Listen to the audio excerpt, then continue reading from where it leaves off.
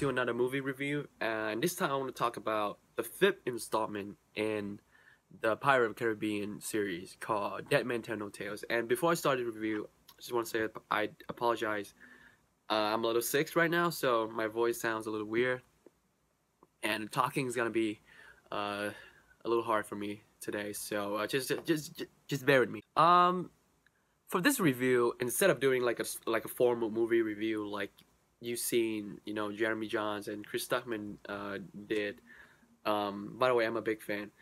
I'm gonna do something different. I'm gonna talk about I want to talk about the key things that make me fell in love with this series, and how much of those things Dead Man Tell No Tales actually fulfill. Let's start. When I watch a Pirate of the Caribbean movie, I look for five things. Number one, the beautiful set, a practical set. Number two, the amazing Hans Zimmer score.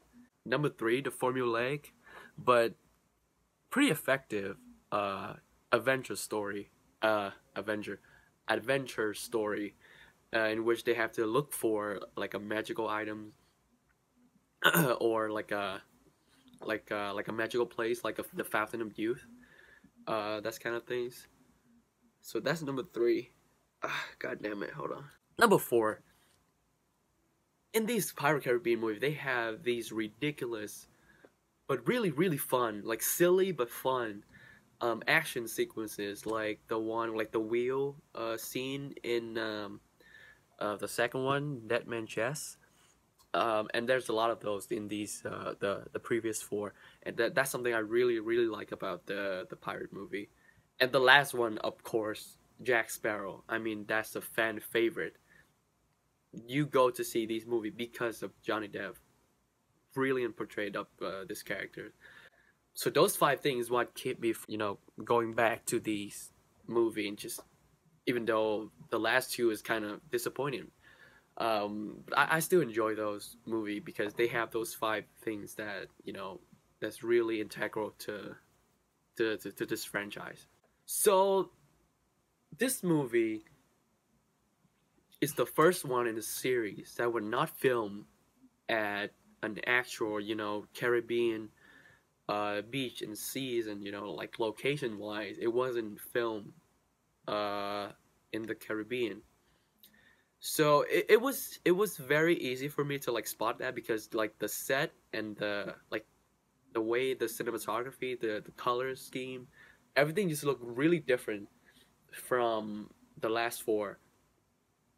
And like the set, even though they're really beautiful at times, it just felt a bit CG heavy. Even though the last four movie there's a lot of CG shot, but like the set, like when the battle sequence, like when they're on land, all that kind of stuff is all felt really in camera, and I didn't get that feeling in this movie. So it was kind of disappointing, even though the set is beautiful, and it has a lot of practical like uh, buildings and all that kind of stuff, but it was really CG heavy, and it was kind of disappointing to see from a pirate movie. One of my favorite things about these pirate movie is the score. I mean, Hans Zimmer, he's my favorite composer, and I'm sure he could be considered one of the best composer in the history of cinema. So trying to replace someone like that is near impossible. I mean, they try it with The Dark Knight Rises, and to some extent they succeed. But with this movie, with such an iconic musical score, it just I really miss Hans Zimmer's score in this movie. They tried the best, but in the end, it's not the same. In the last Thor movie, the score sort of helped elevate the emotion of the scene. But for this one, Dead Man Tell No Tales, they just sort of put the score randomly in those big action scenes to make it feel more epic. But I don't know, it's not it just I miss Hans Zimmer. That's all I can say about the score. for the story, they surprisingly got it right because these pirate movie they have like this formula in terms of plot.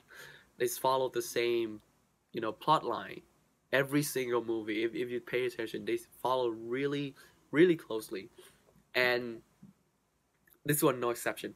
So first they introduce the main conflict, and then you have Jack Sparrow entrance, the epic entrance, and then he's gonna do like a silly, like over the top escape. Then they get on a ship to go find that thing. Then they meet the bad guys, and then there's some sort of conflict there. And then the good and the bad guys, they get there, they find the magical items or place, and then they have a big boss, final battles. And then the good guys kill the bad guys, and then that's it. That's how these pirate movies sort of, go. And for such a simple and formulaic plot, I actually enjoy it to some extent. And for this movie, their adventures of going to find the trident of Poseidon is actually really intriguing, and I gotta give them props for the writing. Another thing that I felt was lacking in this movie is the ridiculous action sequence. I mean, you get some really good action scene. I mean, it like the first act and the third act is almost non-stop action, but none of them really live up to the wheel fight scene in Deadman Chest, and all of the ridiculous escape from Jack Sparrow that we didn't get in this movie, which is really disappointing because Jack Sparrow is another thing that I felt like they got really wrong. If you look back at the other four movies, good or bad, Jack Sparrow's always stole the show. He's always the star of these pirate movie, and that's what kept the audience coming back to the pirate series. But in this movie, he just sort of, I don't know, he's kind of the parody of Jack Sparrow. It's not the real Jack Sparrow. They take so much of his humanity in the last movies, and they just replace it with silliness, and he just 100% Jack Sparrow, and it's just really annoying. It's got all really really fast, and that's really disappointing to say because I like the new cast, the new guy and the new girl, and the new villains. I thought Javier Bardem's he was really good as Salazar, and Barbossa, he's awesome. But I'm there to see Jack Sparrow, and he was just such a disappointment. In the end, I felt like Deadman Tell No Tales is a good addition to the series, but in my opinion, the weakest in the series. I like the new members again. I thought Salazar was a great villain. And all the other cast, they were really good in their role. But the one character they need to get right, they didn't. And that sucks. The story is nothing new, just simple adventure, going to find this thing, this magical thing. And, but it worked. And the whole movie, it just, I don't know. I don't want to say it's terrible because it's not. Like technical, I mean, like technically, the sound, the stunt work, they were all really good. Really good CG. But then again, this is kind of, if you compare that to the last four, it's really lacking in terms of like the key, the key things that people look for in these Pirates movie, and it didn't deliver. I'm gonna give Pirate of the Caribbean Deadman Tell No Tales a 6 out of 10. Hey guys, thank you for watching the video. If you like it, you can click the like button and share this video to your neighbors. And if you want to see more of these content, please click the subscribe button, and I'll see you soon.